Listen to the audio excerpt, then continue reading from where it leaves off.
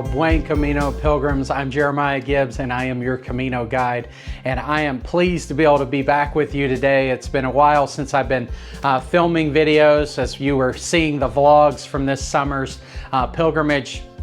But glad to be back to filming videos, and today I'm going to talk to you about the shoe that has replaced the Salomon XA Pro, which was my long-standing Six Caminos shoe.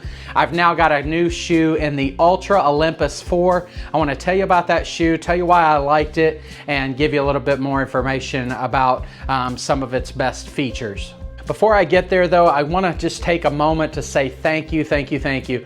We have, just this week, I've hit 3 major milestones with this channel. First of all, we've gotten 2,000 subscribers on this channel. So excited to have so many of you that want to keep watching and learn more about Camino pilgrimage. We just made our 50th upload, which is also really a significant kind of landmark. And probably another really significant one is that this week we hit 100,000 views. 100,000 times somebody has clicked on a video to learn something about Camino de Santiago. Super thrilled to be able to be a part of this community, to have you learning from these videos, and to be able to be a part of what your pilgrimage to Camino de Santiago. So as a celebration of that kind of landmark, that milestone for me, I want to be able to give something back to you. So this week we're going to have a giveaway. I've been partnering this year. We haven't talked much on the videos about this partnership, but I've been partnering for some merchandise with one of my past pilgrims, an artist by the name of Emma Hogsett, has Poiema Designs, and Poiema Designs, she does a lot of different kinds of custom art and things like that, but she has started making Camino t-shirts and bags and things like that through our Teespring store. And so I want to point you to the Poiema Designs store on the link in this description. And so if you would go there, and if you will find what your favorite design is, come back to this video and put it in the comments of this video which of those designs is your favorite design. I'm going to pick 3 people that we're going to give a free t-shirt for those of you that would comment. This promotion is only going to last until November 7th, Sunday, November 7th. We're going to choose 3 people to get a free t-shirt sent to your home. So you need to comment by then, and the primary reason I'm cutting it off at November 7th is I know that that means that primarily the people who will get those will be people who have been viewing over and over again, like you, not somebody down the road who just views one video, but those of you that have been viewing week after week. So go out, click the link on Poiema Designs, check out what some of the designs that she's put together, and then come back on this video and comment which of those is your favorite, and that will be your entry into a drawing that will take place, and I'll announce those on November 8th on the video that releases on November 8th. So let's get on with the review. I want to first just say, why did I get rid of, or why did I start looking for alternatives to my Salomon XA Pro, which is the shoe that I've recommended up to this point. I'll put a link right up above your head, or my head, to that shoe. And why did I decide to move on from the Salomon XA Pro? Well, that shoe has been wonderful for me for all those 6 Caminos. I've been very happy with it. I had no intention of changing it, but I began to learn about the wide toe box of the Ultra, and I really started to think about this as an alternative, primarily because I continue to get blisters on my little toe and on the outside of my foot. That has always been a problem. In fact, I always get blisters on every hike that I've been on, all the way back to my Marine days. Blistering is just a regular part of my walking. Some of you that saw my pilgrimage this summer were like, "You're limping." I'm like, yeah, I'm always limping on Camino because I always have blisters. But the Salomon XA Pro have minimized those a great deal, and I've been pretty pleased with that. But I was still getting blisters on the outside of my foot, and I thought maybe if I get that wider toe box of the Ultra, I may be able to eliminate those blisters on the outside of the foot. The other thing that made me check out the Ultras is I began to learn about the zero drop cushioning, what Altra calls balance cushioning, and learned about the ways that that may be able to help with my plantar fasciitis. I've had plantar fasciitis for 6 or 7 years now, back before even the Camino. And this was a chance to maybe address that through the shoes that I was wearing. And so taking those two cues, I tried the Ultra Temp for my Appalachian Trail hike that I went on earlier this year.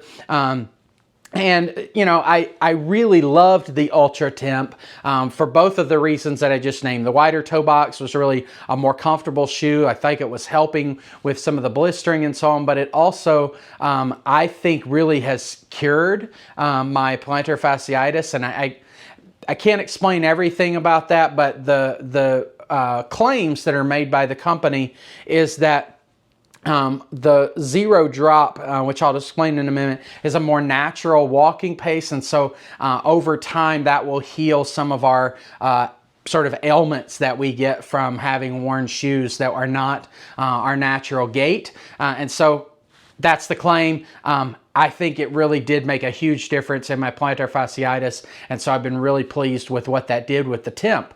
But the problem is that the Ultra Temps were going away very, very quickly for me as far as durability.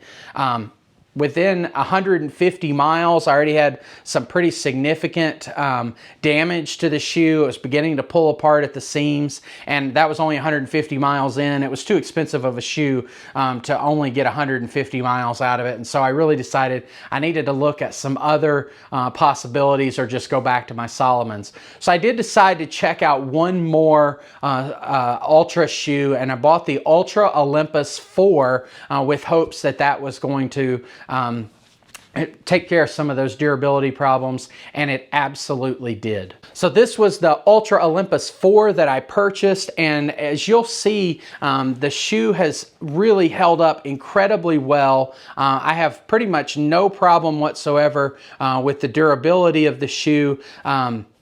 And I'll just show you, I am now at about 400 miles on this pair of shoes. So I did about 200 miles on Camino de Santiago, primarily from Logroño to León. And then before that trip and then after getting back, I've continued to walk with these in training. I've continued to walk with, I actually began running as well and put on about an additional 200 miles before and after the trip. So now I have about 400 miles on the shoe, and really the only signs of wear that you're going to see are here in the heel, or sorry, in the tread of the shoe. You can tell right in here that much of the tread has worn away, both there and back here. There's quite a bit of the tread that is worn away. And really, that is the only wear that I can find anywhere on the shoe other than just the dirt. But the rest of the shoe is in excellent condition.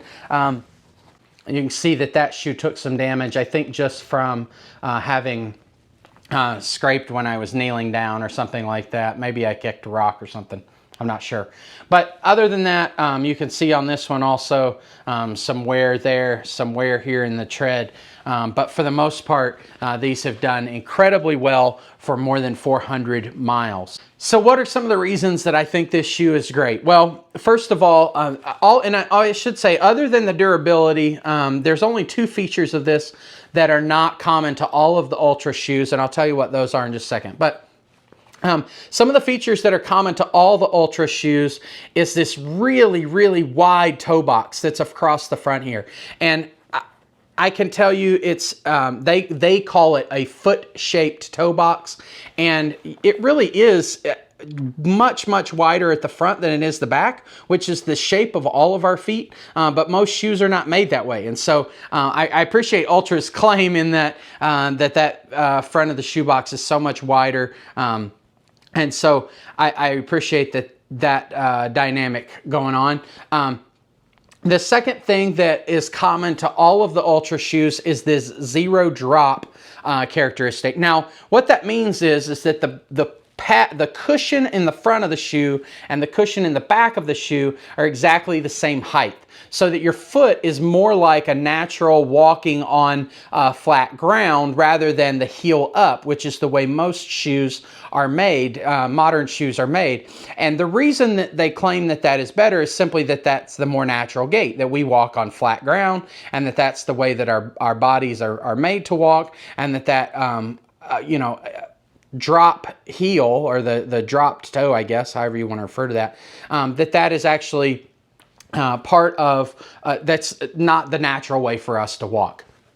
So their claim is that the zero drop is better. Now you'll also hear about the term minimalist, and this is not a minimalist shoe. Now minimalist shoes also are zero drop, but they don't have any padding. Usually a minimalist shoe is a very, very flat piece of leather or something that really is just designed to protect your feet from getting cut or from abrasions from the ground.